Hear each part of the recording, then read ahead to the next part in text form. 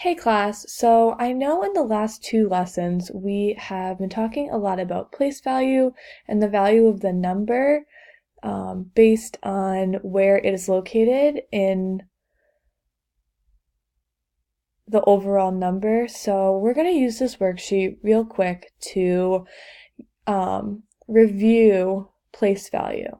So we are going to be looking for which number is greater than or less than in the two sets of blocks, but the first step would have to be finding out how much is in each set. So we're going to use the base 10 blocks and the singles. So the first example, we would count how many base 10 blocks there are. So there's 1, 2, 3, 4, which, as you know, would be 40. And then there is 1, 2, 3, 4, 5, 6. If we added this all together, there would be 46 in this set.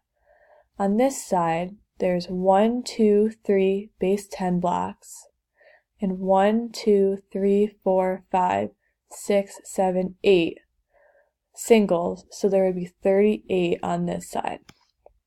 If we were to compare these two numbers, this set would be greater than the other set. And to draw that, you make it look like the greater than sign is eating the number.